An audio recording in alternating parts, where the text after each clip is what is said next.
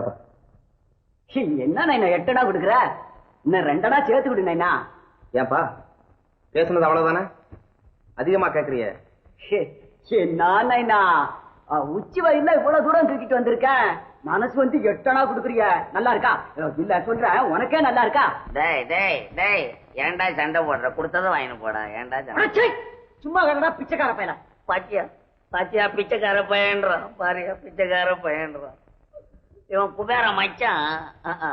பொட்டி தூக்கின்னு வந்து 8 அணா வாங்குறான் பிச்சைக்கார பையன். ஒண்ணும் தூக்காமே சோறு வாங்குறான். உன்னை விட பெரியவன் தான் போட.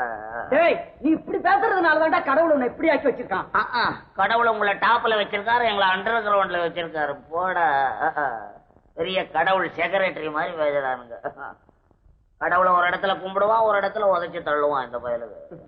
அதென்னப்பா அது? திருவண்ணாமலை தீபம் எரிஞ்சா அரோகரான கன்னத்துல போட்டுக்குவான்.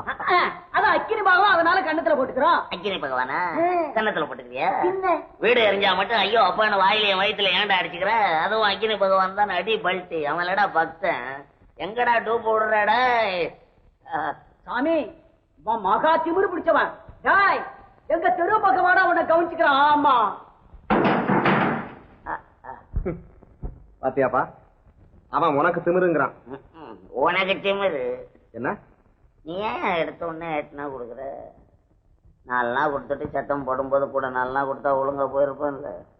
எடுத்த உடனே 8 அணா கொடுக்குறேன், அதான் குடையிறான் உன்னை போட்டுக்கிட்டு. அது இருக்கட்டும், சோத்தை போட்டு போறேன். எப்பா வீட்டுல யாரும் இல்ல, வந்த உடனே போட சொல்றேன். சரி சரி, சோறு போடுறதும் போடுறேன். கொஞ்சம் கறி சோறா போடு தம்பி, சாப்பிட்டு ரொம்ப நாள் ஆக்கியப்பா. அடடே, நாங்க கறி சாப்பிடறது இல்லையாப்பா. ஏன் வீட்டுல பத்தியமா? இல்ல, நாங்க ஜீவகாருண்ய கட்சியில சேர்ந்திருக்கிறோம். அடிச்சாங்க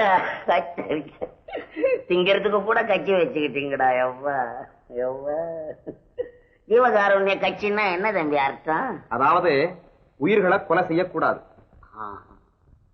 நீங்க உயிரை கொல்றதே இல்லையா? இல்லையே. ராத்திரில மூட்டை பூச்சி கடிச்சா என்னப்பா செய்றீங்க? ஏப்பா கோச்சுக்காத.